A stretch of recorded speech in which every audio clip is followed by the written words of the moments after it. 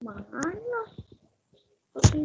Nah, kamu bisa melihat di buku yang sudah kita bagikan kemarin ya, di pembelajaran yang ke-6.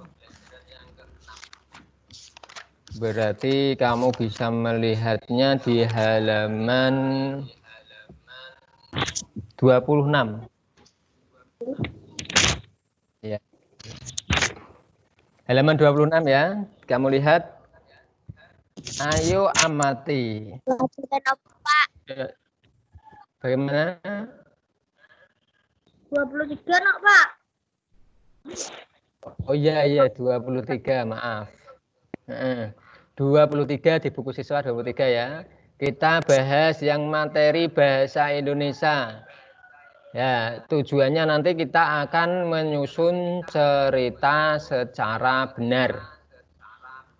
Dari gambar yang disajikan, kita akan bercerita yang kaitannya dengan gambar.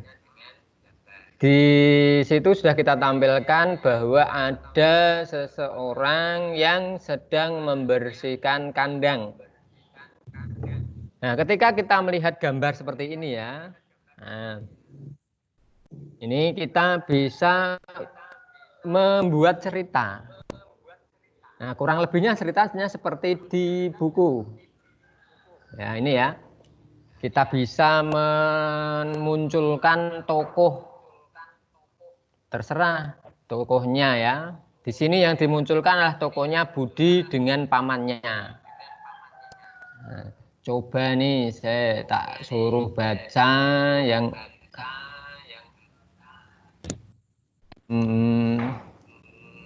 siapa ya ini ya? Ada yang mau baca? Siapa? Silahkan dihidupkan mic-nya.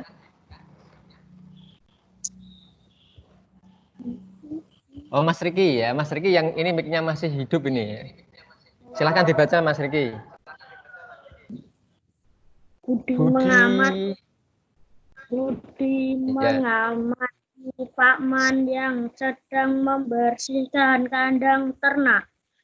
Banyak hal dilakukan Ya, Pak, sangat membersihkan kandang, mulai dari membersihkan sisa pakan ternak dan kotoran ternak. Budi berlatih menulis cerita tentang kegiatan paman sedang membersihkan kandang ternak. Budi mencatat ide pokok yang akan dia kembangkan dalam bentuk paragraf. Iya, bagus. Tepuk tangan untuk Mas Riki. Ya, bagus ya. Dan kita lanjutkan. Dari gambar ini bisa kita buat cerita bahwa Budi ini sedang mengamati pamannya yang sedang membersihkan kandang ternak. Nah, banyak hal yang dilakukan paman saat membersihkan kandang. Maka diuraikan ketika di kandang apa yang dibersihkan? Yaitu dari membersihkan sisa pakan ternak dan kotoran ternak. Ini merupakan cerita dari gambar yang ditampilkan. Nah, nanti diharapkan kamu bisa bercerita, ya, membuat cerita, karangan cerita dari sebuah gambar yang kamu amati atau kejadian yang kamu amati. Kita next, lanjut ke berikutnya. Nah, lihat, ayo menulis. Nah, ini ya, di halaman bawahnya ya, sambil menyimak bukunya dan catatannya. Atau mungkin kamu bisa garis bawah nanti yang poin-poin penting dari buku itu. Setelah mengamati aktivitas paman Budi yang membersihkan kandang, sekarang buatlah cerita berdasarkan pengamatanmu tersebut. Tuliskan ceritamu sebanyak 3 paragraf. Tuliskan pada buku tugasmu dengan format seperti berikut. Nah, di halaman 23 bawahnya itu kan ada format penulisan paragraf. Nah, ini ya. Coba kira-kira ada yang mau bercerita? kaitannya dengan kunjungan budi ke kandang. Nah, ini nanti sebagai tugas yang pertama ya, nanti ketika kita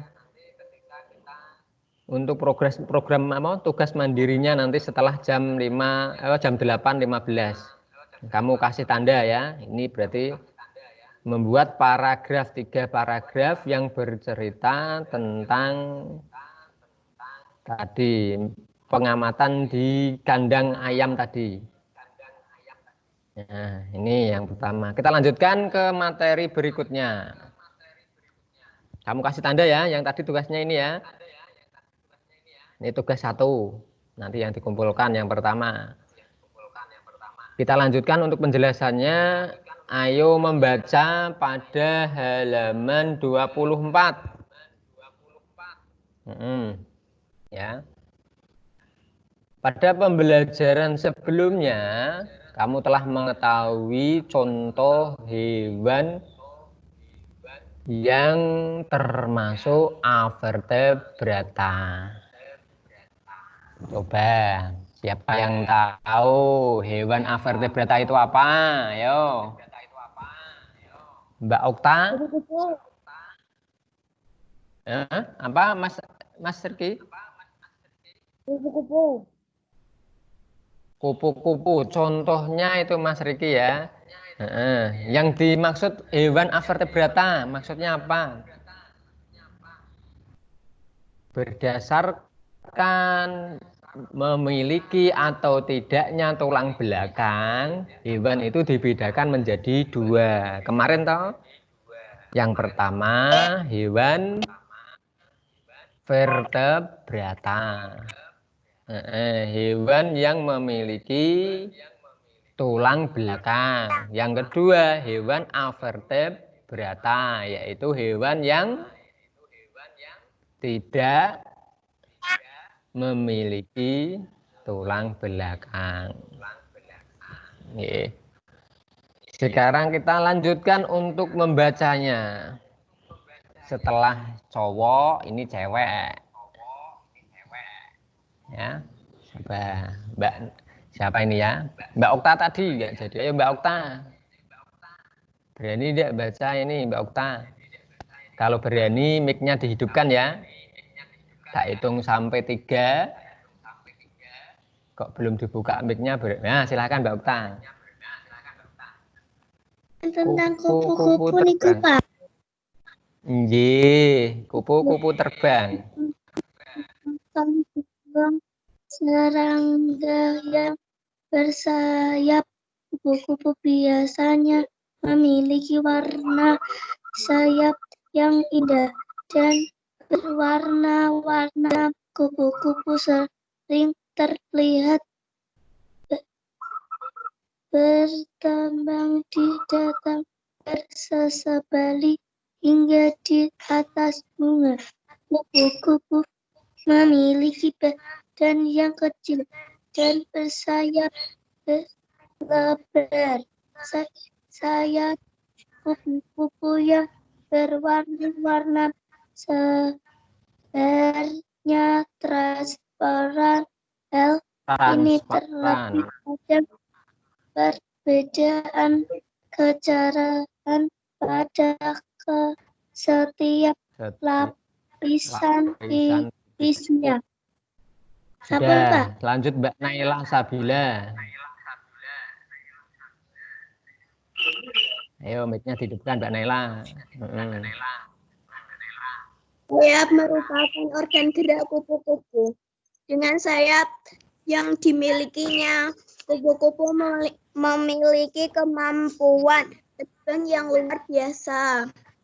Kupu-kupu bisa terbang sejauh ribuan kilometer untuk mencari daerah yang hangat ketika musim dingin tiba.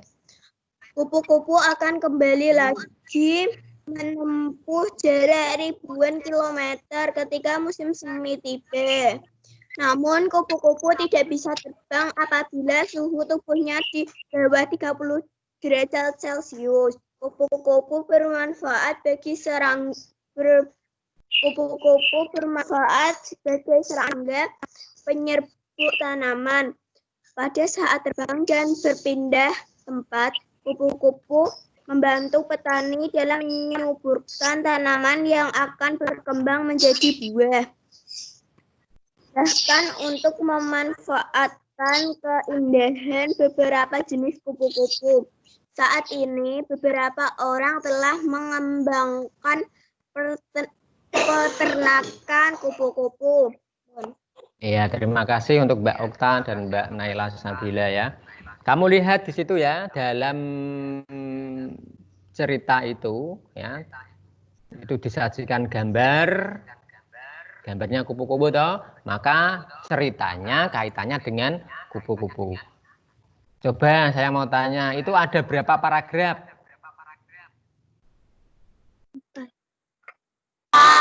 Berapa? Iya, pinter, tepuk tangan. Ya, 4, betul ya. Nah, paragraf kalimat yang pertama, paragrafnya bunyinya bagaimana?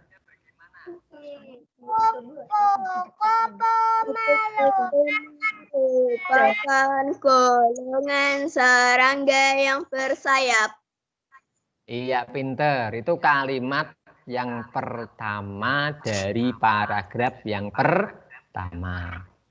Jadi kamu harus tahu dulu. Yang dimaksud kalimat, dimaksud paragraf, dan dimaksud dengan kata. Pasti bisa ya. Kalau kata, diawali dari pertama huruf ya. Huruf itu A, B, C, D, E, F, G, sampai Z itu namanya huruf. Kemudian huruf digabungkan akan menjadi yang namanya kata. Ya, contoh huruf S, A, Z, A akan menjadi kata berbunyi saya. Nah, itu berarti satu kata. Kemudian dari kata-kata ini akan digabungkan menjadi kalimat.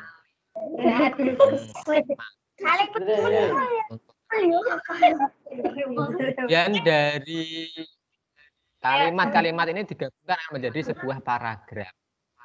Paragraf akan digabungkan menjadi sebuah karangan. Oh, sekarang kita lihat untuk halaman bawahnya ya. Ayo berlatih.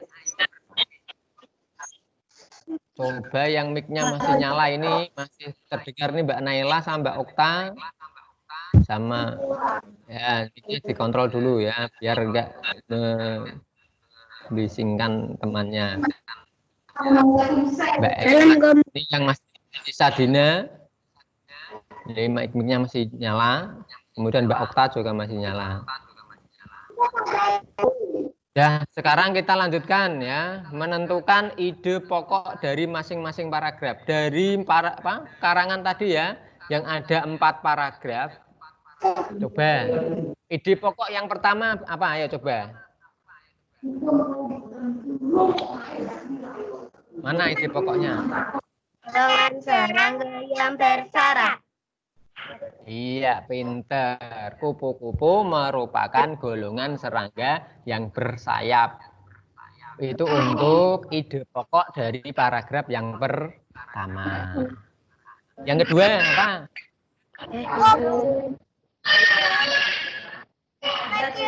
Kupu-kupu. Pinter. Ya. Atau bisa singkat ya, sayap kupu-kupu lebar dan transparan.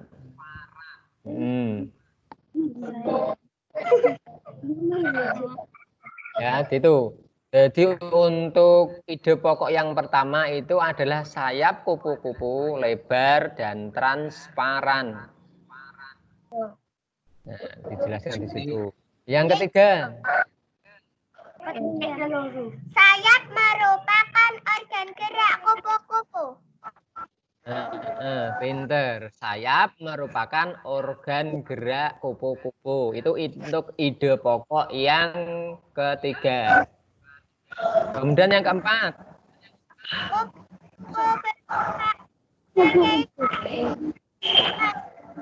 Nah, pinter. Kupu-kupu bermanfaat sebagai serangga penyerbuk tanaman. Jadi tanaman ketika mau dia berbuah itu berbunga dulu toh. Nah, berbunga itu supaya bisa menjadi buah harus ada yang namanya penyerbukan. Apa itu penyerbukan? Penyerbukan itu adalah bertemunya antara putik dan benang sari. Nanti di materi selanjutnya akan diterangkan untuk perkembangan atau perkembangbiakan secara vegetatif dan generatif nanti. Ada pertanyaan untuk ini ya? Nggak ada ya? Nah, ini nanti kamu tuliskan sebagai tugas yang kedua.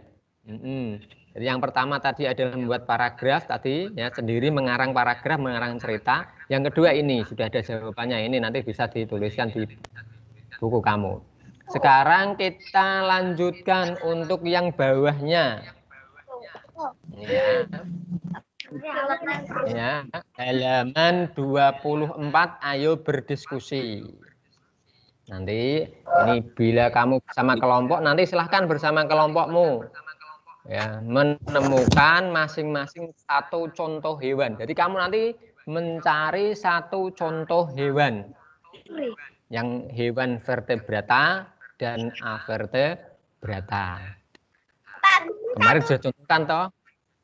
Apa Mbak Sadina? Ya, hewannya satu kemarin sudah dicontohkan toh, kupu-kupu dengan kanguru. Lah, kamu bisa mencari lagi hewan yang lain yang selain kupu-kupu dan kanguru, nanti dibedakan lagi. Yang bagian ini ya, itu kan ada tuh hal yang dibandingkan. Kamu mau membandingkan apa dulu? Kita contohkan lewat sini dulu ya. Contohnya misalnya begini, kita mau membandingkan cara bergerak, tempat hidup, dan alat pernafasan. Nah, jadi kamu contoh. Nah, ini misalkan ini ya, tak kasih contoh ini. Pak Guru mencontohkan kuda. Nama hewannya kuda. Hewan vertebratanya kuda. Cara bergeraknya berjalan menggunakan kaki. Ya toh? Tidak. Aku lagi ngasih Kuda berjalannya menggunakan kaki, betul apa tidak? Betul. Nah, kemudian tempat hidupnya. Di mana kira-kira kuda? Di darat. Nah, ketiga, alat pernafasannya, yaitu paru-paru. Ini yang contoh vertebrata. Kuda punya tulang belakang. Sekarang yang avertebrata, kamu cari contoh yang lain. Nah, misalkan ini sama, kita bandingkannya lah cara gerak, tempat hidup, dan alat pernafasannya. Nah, kita cari, cacing yang avertebrata. Cara bergeraknya bagaimana? Yaitu melata menggunakan otot perut. Nah, kemudian di tempat gelap dan lembab tempat hidupnya. Nah, kemudian alat pernafasannya permukaan kulit. Ini contoh, nanti kamu bisa mencari contoh yang lain. Satu saja hewan vertebrata dan satu saja hewan avertebrata. Nanti kamu bandingkan. Ada 3 yang dibandingkan ya, cara bergeraknya, tempat hidupnya, kemudian alat pernafasannya. Nanti kamu isikan di halaman 24 itu ya. Hal yang dibandingkan apa, kemudian hewan vertebratanya apa, kamu kasih contoh.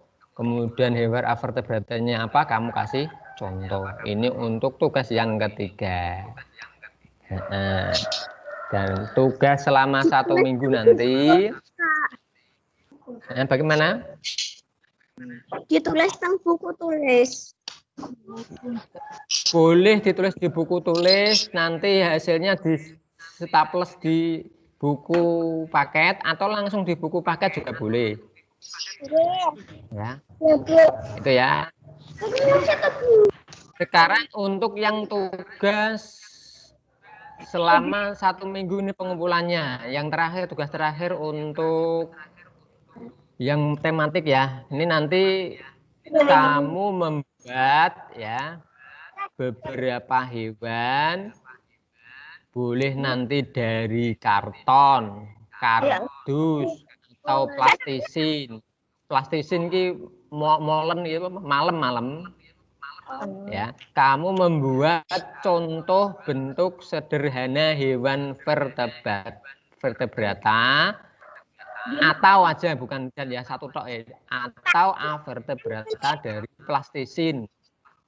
Pak Guru. Plastisin ki malam dalam ada apa?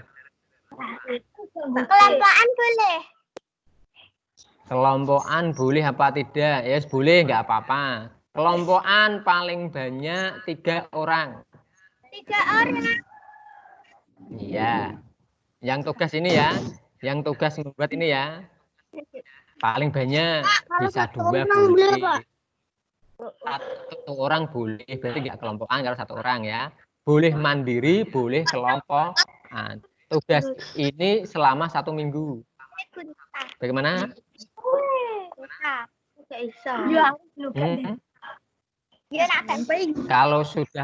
Kalau sudah paham, silahkan kamu kerjakan mandiri. Nanti tak tunggu sampai jam 9 kurang seperempat. Nanti jam 9 kurang seperempat kita masuk lagi untuk pembelajaran Al-Quran hadis. Halo, sudah paham? Sudah paham ya? Ya, kalau sudah silahkan. Bisa kamu keluar dari kelas online dulu, kerjakan secara mandiri dulu di situ. Nanti kalau selesai langsung difoto. Ya, difoto langsung kirimkan, tak tunggu sampai jam 9 kurang seperempat. Ya. Yang tugas platisinnya 1 minggu ya dari sekarang. Ini hari apa ini? Ini hari apa ini ya? Selasa, berarti Selasa yang akan datang. Ada apa Mbak Sadina? Ini kok digambar. Mana yang digambar? Enggak digambar. Enggak ada yang gambar. Itu membuat langsung dari malam tahu malam toh? Nah, kalau enggak malam boleh pakai sabun juga boleh. Sabun digambar itu boleh. Pak, kalau kain. Kalau apa? Kain. Kain. Ya boleh, nggak apa-apa. Tapi yang penting hewan vertebrata atau avertebrata. Nggak ada pertanyaan. Kalau nggak ada pertanyaan kita tutup ya. Nanti kita ketemu jam 9 kurang 15 menit. Bukan lebih ya, kurang ya. Karena ini pelajarannya 3. Jam 9 kurang 15 menit. Nah, kita akhiri. Nggak ada pertanyaan ya? Ya, kita akhiri. Assalamualaikum warahmatullahi wabarakatuh. Kita ketemu nanti jam 9 kurang seperempat.